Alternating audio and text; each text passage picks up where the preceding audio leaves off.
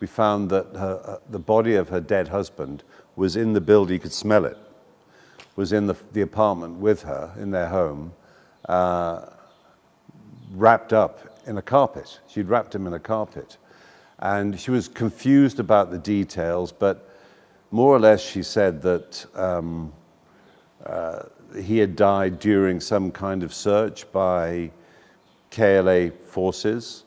The next piece is very sad. There's an old woman that you find, you with another great translator that worked with us in Local Fixer.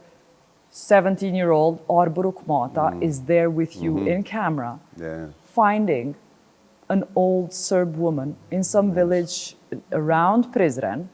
It was inside Prizren, actually, in the city. Was it inside? Yeah, in the town, yeah.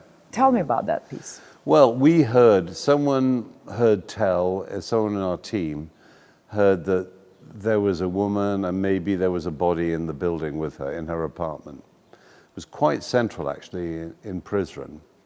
She was old and she was really confused. And we went and knocking on the door and she was reluctant to open it.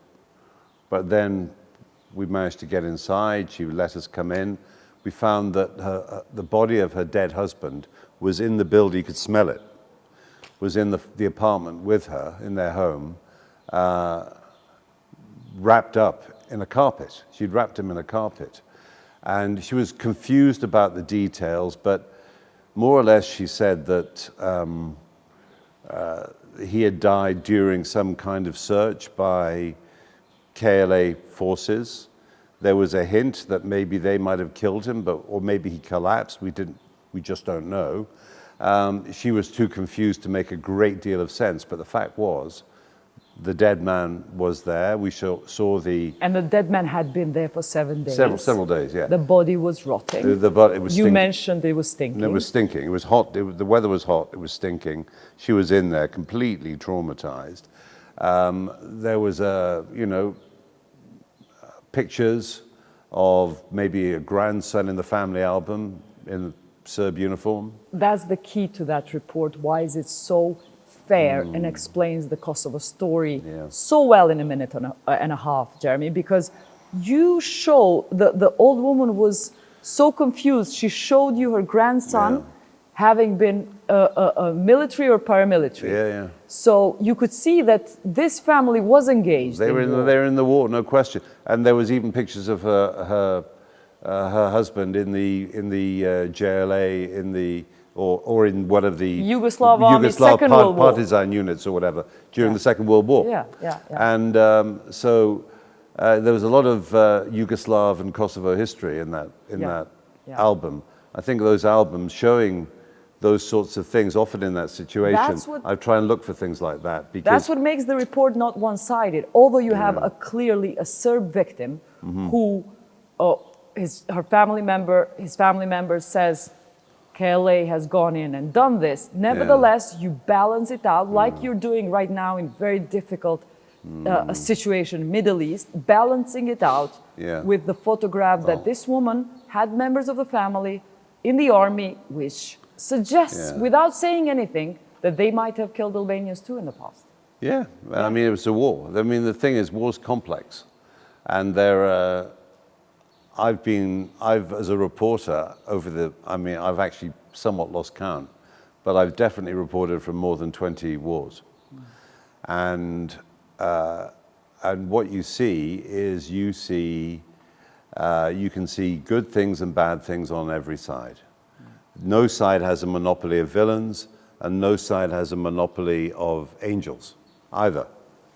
What happens in that report is a lesson I got in journalism from you. I would call it an engaged journalism. Why? Because you get, in that report, I don't know if you remember, you call up KFOR and you say, listen, there's a body here.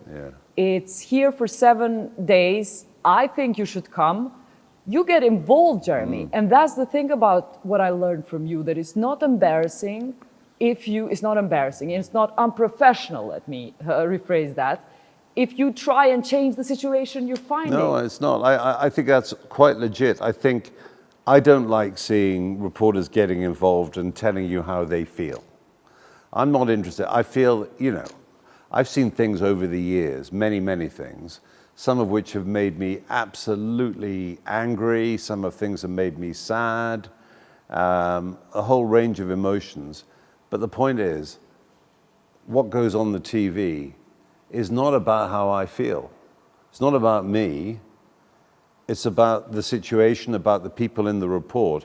And yes, if I have got involved at times as the reporter, Okay, it's by to getting reflect involved, that. let's explain exactly how you got involved. So you're seen in camera calling K4, Yeah. and you're seen waiting a few hours for K4 to come, and you're telling them what's going on in there. There's a body that's been there for 7 days, and you're, from a humanitarian point of view, you're just saying it's safe, it needs to come out for health and safety reasons. All kinds of good reasons, yeah. And everybody in the story, Jeremy seems to be just taking for granted what you say. You're the authority of trying to sort it out. For this little family, little woman. mess you found, it's being addressed that with as much dignity as it can, the body be removed, taken to places. Yeah. Why did you do that? You could have just gone home. Gone and done your report. I'll be completely open with you.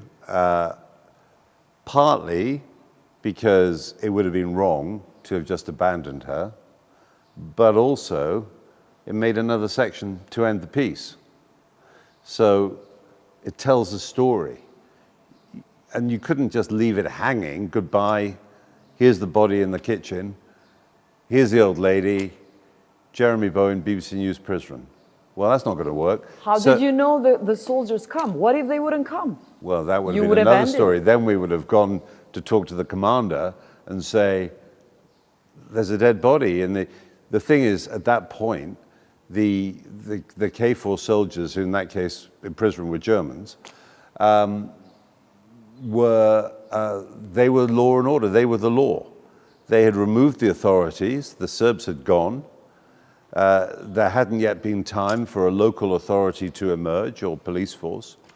And so they were the law. So it was their responsibility. And, you know, you can't have civilians living in houses with dead bodies rotting in the kitchen. But hang on, German K4 couldn't afford to go to every single body there was in that area. We saw hundreds, Jeremy, and they did not attend to each of these bodies. So this is the effect of media.